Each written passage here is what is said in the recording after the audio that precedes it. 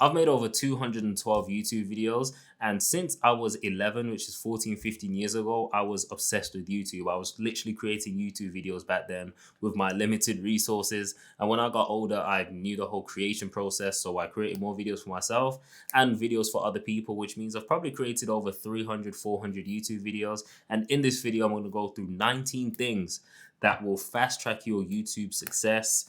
And it's everything that I've learned over the years, failures and successes, and everything that you basically need for your YouTube channel. With that being said, let's get into the video. The first thing that we're going to go through is KISS. And depending on like what you've done for like your career, you've probably heard of KISS. And it simply stands for Keep It Simple, Stupid. Now, I don't mean to call you stupid, but hey, that's just what I've learned KISS was. And the reason you want to keep your YouTube videos as simple as possible, especially when you're starting out, is when you make things complicated, one, you're adding friction. So every time that you need to record, there's a bunch of friction, which means you're just less likely to eventually record. And once life doesn't go your way or something comes up, it's super difficult to record. It's super difficult for you to record, which means you don't end up recording, which means you end up not posting that week, and you might end up in a cycle where you don't post for like the next month. And this happened to me all the time. I used to complicate my recording process, try and make things complicated by just being a smart ass. I'm like, oh, I could just do this or I do this. It's going to be so sick. And then I'll do it for this week and then I'm seeing no results. And then next week I'm like, I saw no results. And it's super complicated to set up. I can't be bothered. And then I end up not posting. And if you don't post for like a week, that could slip into a month. And I used to do this all the time. I used to say, I'm going to post every single week. By the end of the year, I posted 4 videos. What? How does that even work? And it's because of this. I was making it complicated, and that will complicate my whole process, which means I'll post less. And that goes into point number 2, which is volume. If you're posting less, how the hell are you meant to improve? You need to, especially if you're just starting out. And by just starting out, if you have less than 1,000 subscribers, bro, you need to try and post 2 to 3 times a week. One, it speeds up the process of you gaining subscribers and just gaining viewership and gaining, an audience, a community. But it also allows you to improve. It allows you to experiment. It allows you to gain confidence in front of camera. It allows you to be comfortable with the creation process, try new things. And once you actually, let's say, go past 1,000 subscribers, or you get a few videos that do better than the other ones, and you know what you're doing, then I would say you can drop down to 1 to 2 times per week. Ideally, majority of YouTube, they're posting once per week. Again, it depends on your industry though. Like Mr. Beast, for example, I know he's not an educator, but Mr. Beast is posting probably once a month at this point, or 1 to 2 times a month.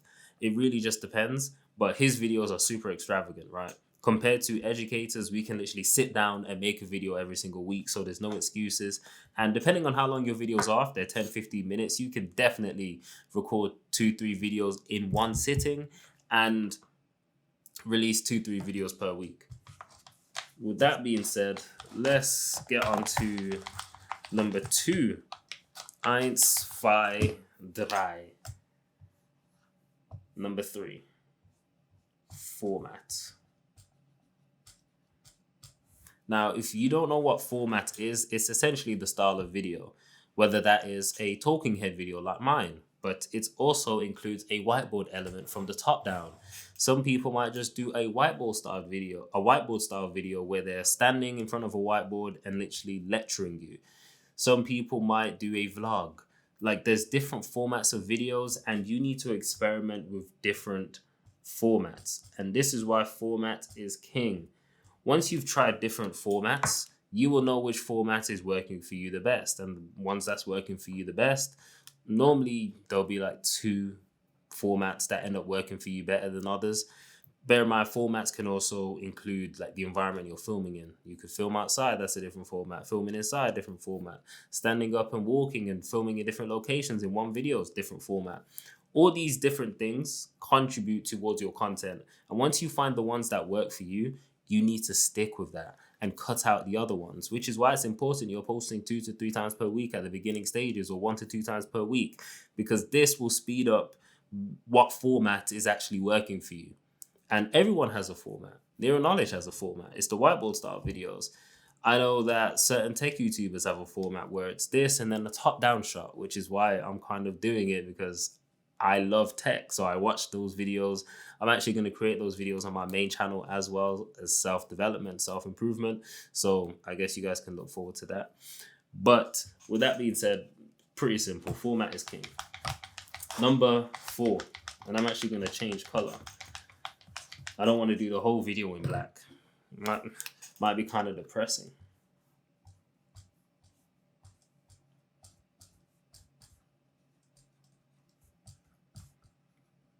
Now, number 4 is telling your story.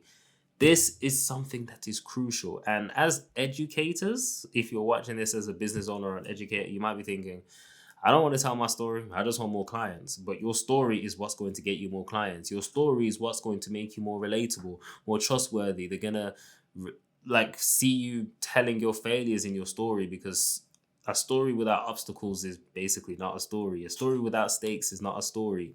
They need to know that, you stand for something. You know what I'm trying to say? Telling your story is vital. And with the rise of AI, something that AI won't be able to do as good as humans is having its own story. No one's story is the same as another. You could literally be a twin and your stories are different because you go through different experiences. Your mindset's different. The way you perceive things are different. So your story is literally what's going to make you stand out. It's what's going to make you different. And in your story itself might be a remarkable factor, which we'll go on to later in the video. Let's move on to number 5. I need to get these things off the side of this whiteboard for real. Number 5 is YouTube itself. Now, YouTube is not a video platform. You're probably thinking, what the hell, AJ? Like, what do you mean YouTube is not a video platform? How can YouTube not be a video platform? That doesn't make sense. I watch videos on YouTube.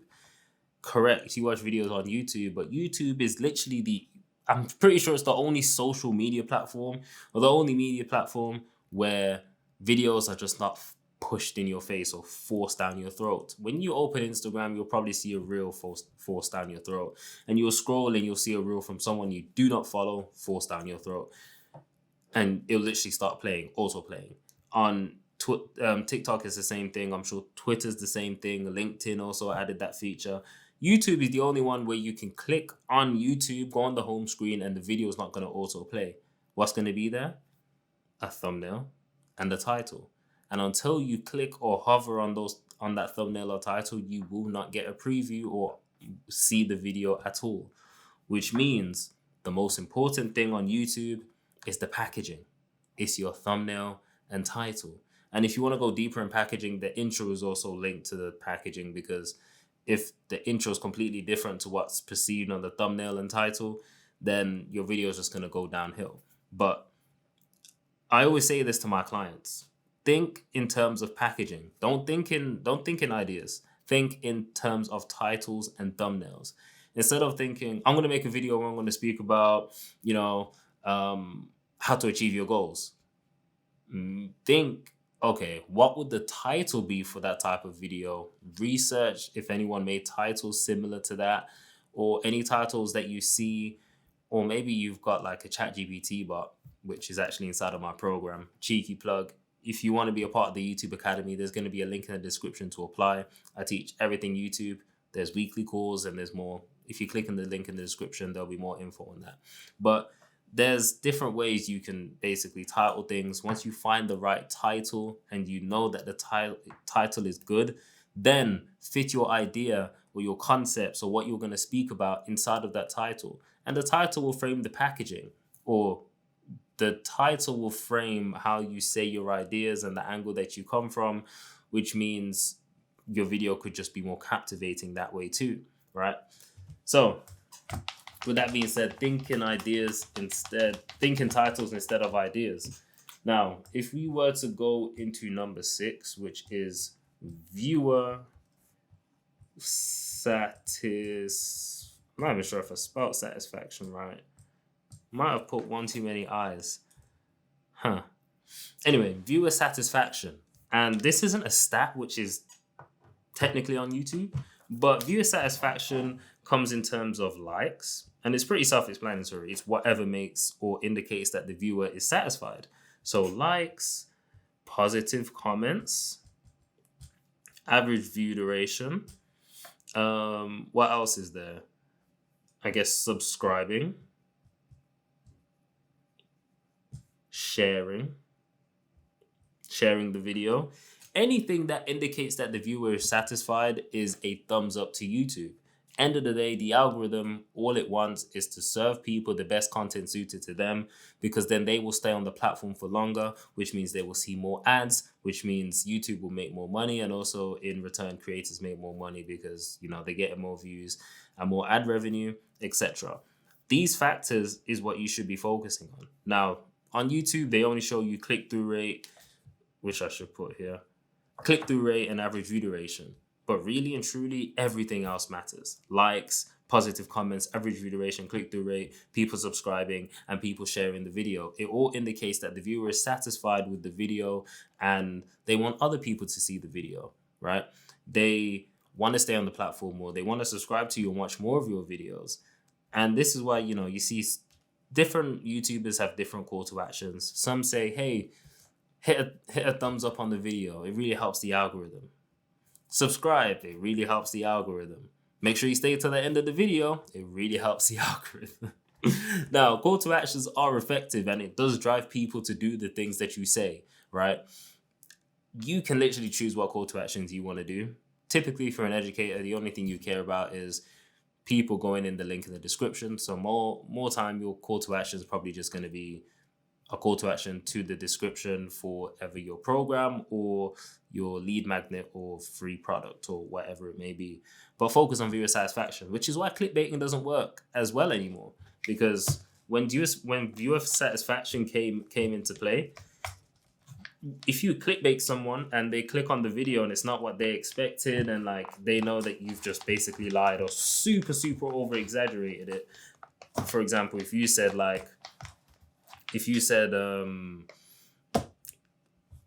Neural Knowledge was in this video, or let's think of a crazy celebrity. Let's say you said Zlatan Ibrahimovic was in this video, and they click on the video and he's not in the video. Clickbaited. People will dislike the video. People will leave a negative comment. People will click off the video straight away, and YouTube will be like, "Whoa, what's going on here?"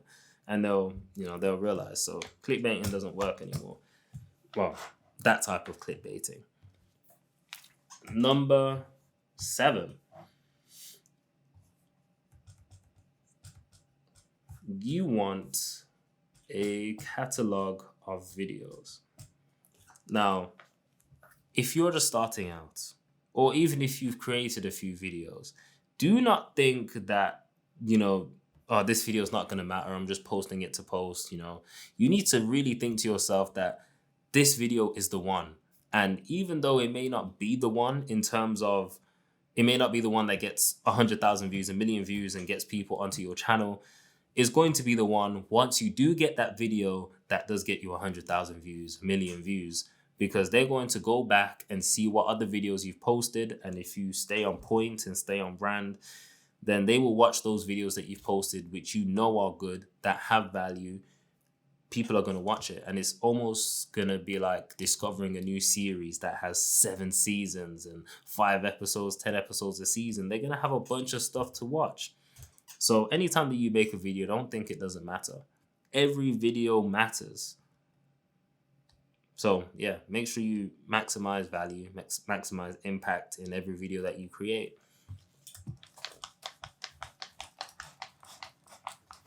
This is why you see a lot of people online saying discovering a new creator is like discovering a new TV series. It's insane.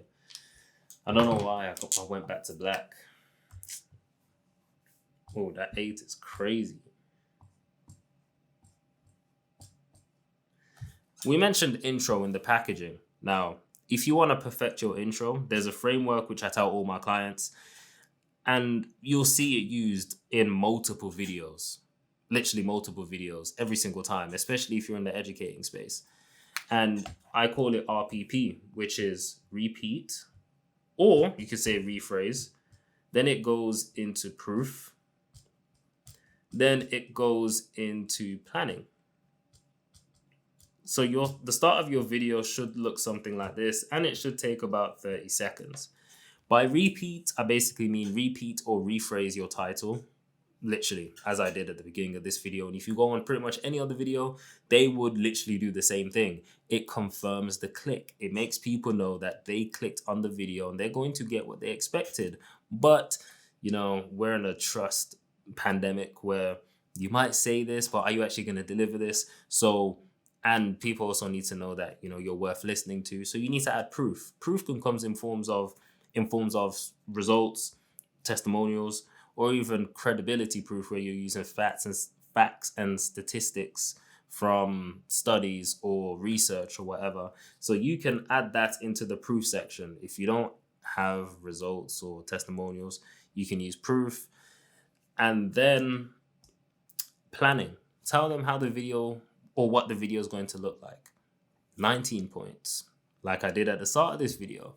3 points, 5 points, 5 principles, 5 strategies, whatever it may be. And what you realize is YouTube videos are literally like this. And YouTube videos are literally like an intro and then a list of things. And this also applies to even like entertainment YouTubers. They will literally tell you and prove to you that Mr. Beast videos, he will start by repeating or rephrasing the title.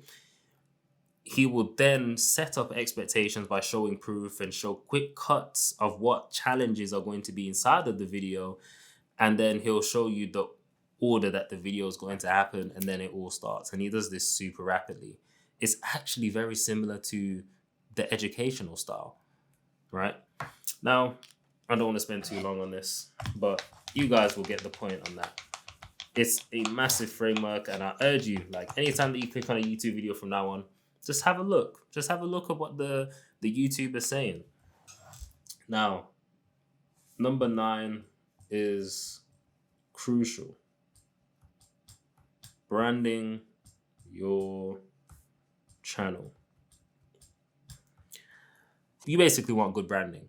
And branding is a pairing of things, and good branding is a consistent pairing of things, or an intentional pairing of things that you want to be associated with, positively associated with. Because you can pair yourself with things that are not positive. For example, if your brand, go on a podcast with someone that's dodgy or someone that's scamming people, and you go on it consistently, you're pairing yourself, and people are going to associate you with the scammer.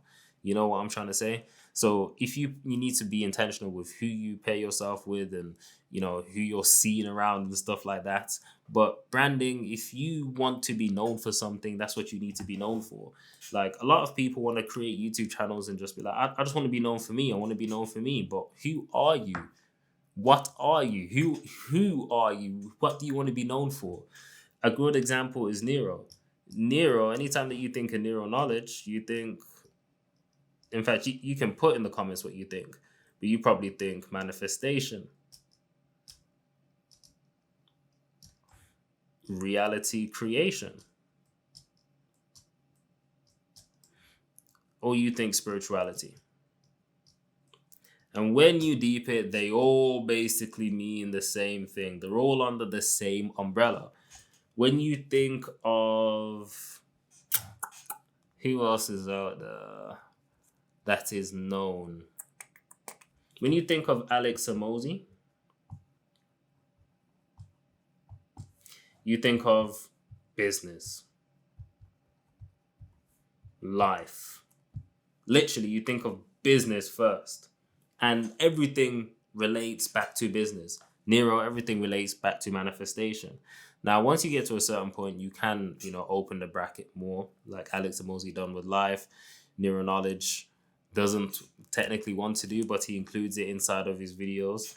All these big people are known for something. I know James Smith, he's got 2 channels. He's got one that's PTing, personal training, fitness. That's what, the main channel is known for. The other channel is known for business. Simple.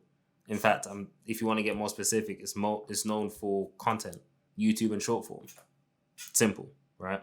Anytime that you hear my name and you hear AJ Talks, you're thinking content. He's the content guy. He's the YouTube guy. He's the short form guy.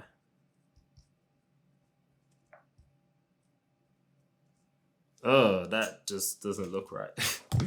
Anyway, that being said, on to point number 10.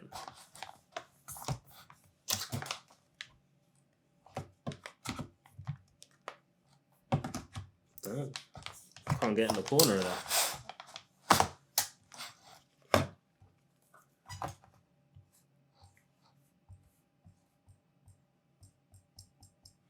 Now, point number 10, you need confidence, unshakable confidence. That's something I never had when I started. And granted, I was only 11. And even when I was older, like 19, I was more confident, but I was also scared. I was absolutely shook. You need unshakable confidence. You need to know that this is going to work for you. You need to be confident in the words that you're saying, because at the end of the day, loads of people are saying the exact same thing that you're saying, or maybe you're saying the exact same things that other people are saying. But the only difference is how they're saying it and how you're saying it. Whether it's the tonality you speak in, whether it's people can tell how confident you are by just looking at you. And there's obviously a few tricks that you can do, like the hand movement, I guess the eye contact you make with the camera. There's so many things. Again, this also links to point number 1, point number 2, where it's about volume. Because if you're not confident now, if you do more volume, you will eventually learn to be confident, or learn to be more confident, or be perceived as more confident. And I see a lot of people talk about this as creators. Like, they don't really deem themselves to be the most confident people, but they've literally mastered the art of appearing confident, which is something I think I've managed to do to a certain extent. Number 11. Focus on audio. And I say this because a lot of people always say, what gear, what equipment should I use? And then they focus on, upgrading cameras.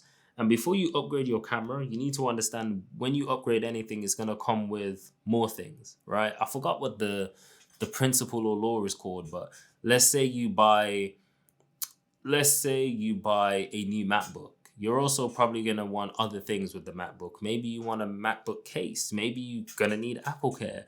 Maybe you're going to need something else. Maybe you're going to want an external monitor because the laptop's not big enough. Maybe you want a mouse.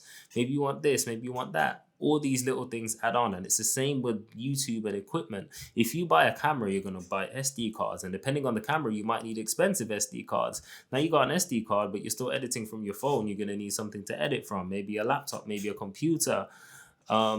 And if you are still editing off your phone, it might just get long and frustrating. So you might need a faster phone, a better phone. There's so many things to it. But when I say focus on audio, because people will watch a video that's recorded from a webcam, but the audio we need to be able to hear you, bro. At the end of the day, audio is literally half of a video. You need to focus on audio before you focus on anything else. And audio is not hard to do. You can buy a wireless mic, you can buy a shotgun mic. And the thing with audio that I guess turns people off is they look at the wireless mics, it's like £200, $300, $250. Or the shotgun mics, they're like $100, $200. They're like, just for audio? I don't know. I'll go for the cheaper option. And the cheaper option sounds shit. But if you're going to upgrade, focus on audio first. Everything else can come afterwards. End of the day, if you got an iPhone, bro, you can record YouTube videos on there. There's big YouTubers using iPhones. I'm sure Ryan Trahan literally records videos from his iPhone. I'm pretty sure he does. Let me grab a different color again.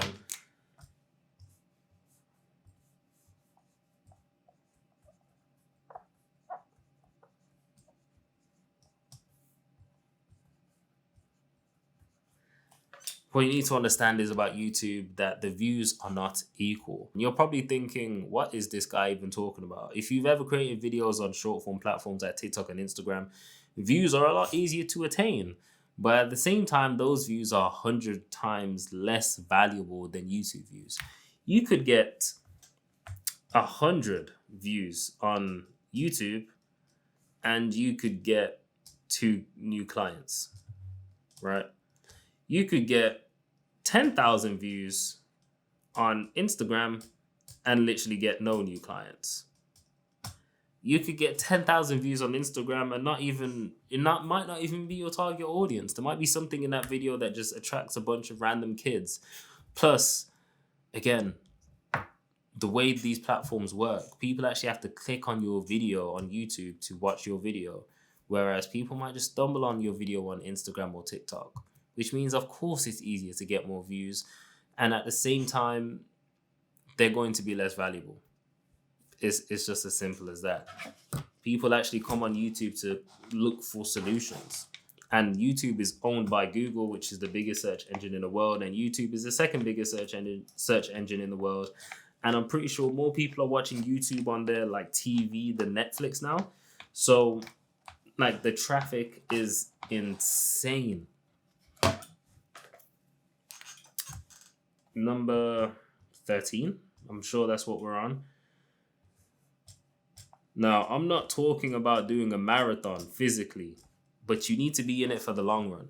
If you are on YouTube or thinking about starting YouTube, listen, there's people that blow up on YouTube in a month, 2 months, 3 months. Some it takes a year, 2 years. You need to be willing to do this for like 5 years, bro. And I'm not saying it's going to take 5 years. It could take you 3 months. But you comparing yourself to other people that's taken them 3 weeks, you need to understand that they've probably been creating content either on different platforms or creating content before or helping other people create content. So when you see them blow up, it's not just, oh, they just created one video and they just blew up so easily. No, it's because they have practiced, they've put in work, they've got the help from other people, they've got feedback, they literally know what they're doing. But just on the surface, it may just look like, oh, they just posted 5 videos? Oh, shit, okay. People unlist their videos. Some people delete their videos. They start new channels. So the perception that you have on these people could be completely warped. You don't even know if they've been doing this for 3 years, right? And some people may never admit it. So you need to be in it for the long run. You need to put in the work. You need to do the volume and listen to every single point that I've mentioned before this and after this, if you want to get anywhere with YouTube. And a lot of people ain't going to like that advice, be in it for the long run, because a lot of people just want quick success. And I keep telling guys, like, quick success ain't, like, it's not likely. Number 14.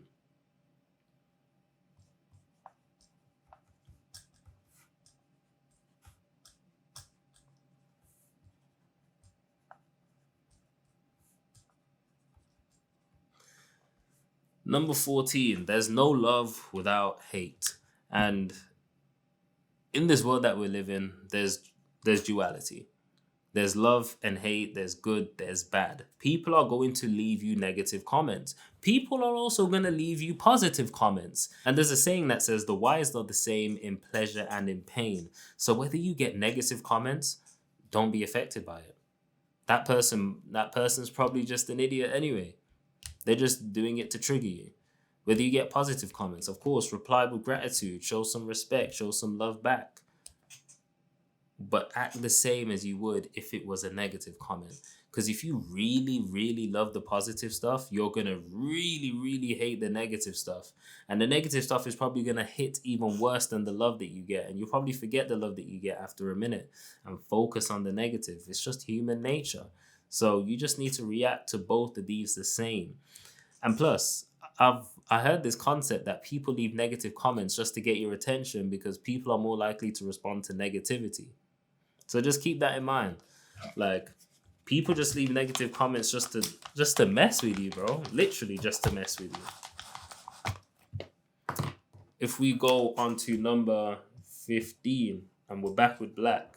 Black is back.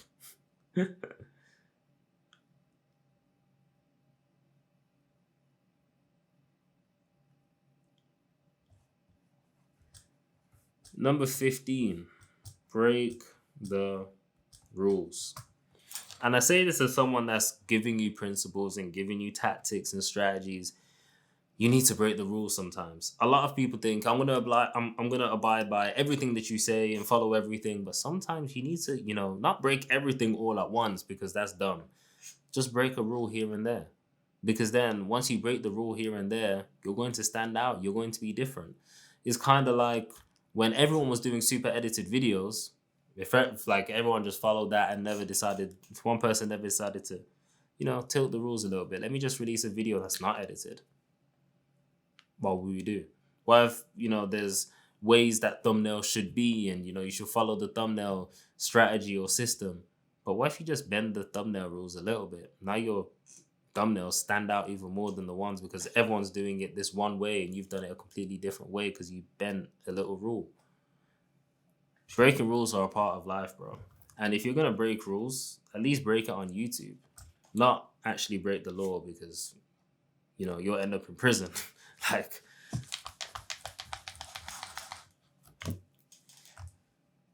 while we on number 16? Number 16.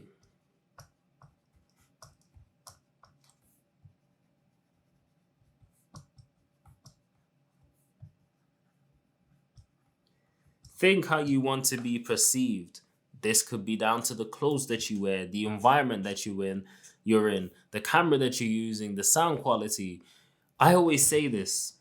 I've worked with clients that make a lot of money and still, unless it's part of the aesthetic that you're going for or the thing that you're trying to perceive, they still have poor quality cameras. They still have low quality edits that just look like really super cheap.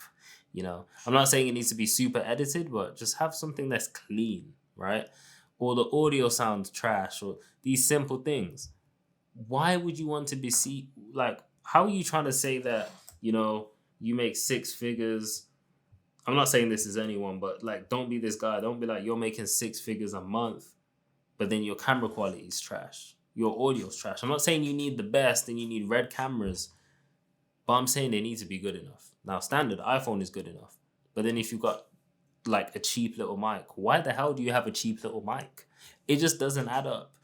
I'm not saying you also need to be in a suit or whatever, but it can help. And if you're that type of person to wear a suit, or if you like wearing your doctor outfit and you're giving advice and stuff like that, if you're an accountant and you like wearing suits and you're just that type of person, keep doing that. Don't change and try and be someone that you're not. But just think how you want to be perceived. The things that you wear, the things that are in the background, these things are all intentional. Every single thing is intentional.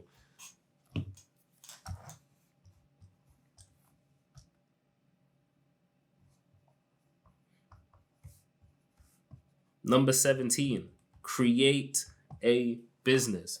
And when I say create a business, I'm also saying don't chase YouTube AdSense. As someone that was growing up and I'm like, damn, YouTubers make money, they make money. YouTube AdSense is not reliable. 1 month you could do amazing. And you're like, yeah, cool. I'm going to, live this lifestyle. Next month, the views don't hit the same, which means your check don't hit the same, which means that lifestyle is now gone. And, most things work in contracts. So if that lifestyle goes downhill, you're probably going to end up in debt, which is something that you don't want to do. I'm not saying don't turn on YouTube AdSense, but use it as something that's going to, boost you up instead of relying on it. With that being said, create a business. It could be something as simple as a school community, one-off consultations, a high-ticket program, a group cohort. It could be a bunch of things. But but this is what majority of people are doing because it works. Create a business.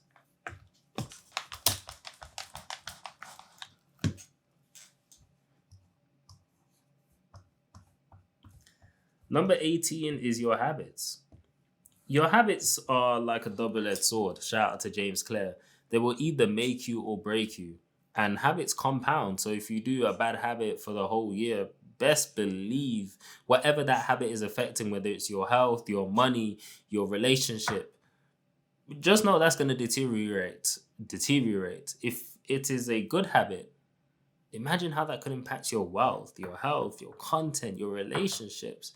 With that being said, you need good content habits. If you have a bad habit of, not coming up with ideas, you need to change that habit into a good habit and come up with ideas daily. If you have a bad habit of not knowing what you're going to say when you record videos and like that's really impacting the views that you're getting, you need to have a habit of really delving into the idea itself before it's time to record. Whatever your bad habit is, you need to basically counteract it and turn it into a good habit. If you haven't read Atomic Habits by James Clear, this will be super helpful for you.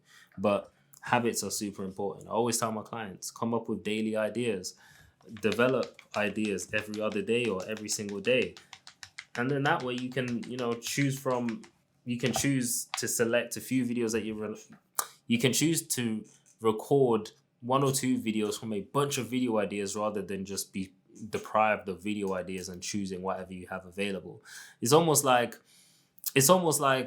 going on a date, and instead of having like, a whole roster that you can potentially, ask her, you're just given what you're given and you got to deal with it. And you might not like certain things about her. You get what I'm trying to say? Have options. Have options. Now, number 19, which is last but definitely not least, is you need to have something remarkable. Now, that might sound scary. You might be like, but AJ, I'm not really like super crazy at nothing. I don't have like £100 million, but I'm trying to teach business. I'm, not where I really want to be. You just have to be better than the average person. Literally. If you're better than the average person, you are remarkable enough. Now, remarkability can also be down to the purple cow factor, where if someone hasn't seen something like you before, they are going to be more intrigued. For example, no one was wearing a do-rag and shades teaching spirituality and they're black before. Literally a purple cow. They stand out, which is neural knowledge, and people clicked on the video. When people are doing over-edited videos, when someone sat down and just did casual stuff and no editing in their videos and they're just talking, purple cow, something different. And something different will always capture the attention of the masses. So try to be different, but also lean into what you're better than the average person at, and that will literally be your remarkable factor. That's literally the end of the video. Again, if you want to join the YouTube Academy where there's more advice like this, you get access to me. We have weekly group calls, hella course material. There's going to be a link in the description to join or to apply to join. And then if I think you're a good fit, I'll reach out to you. With that being said, I'll catch you guys in the next video.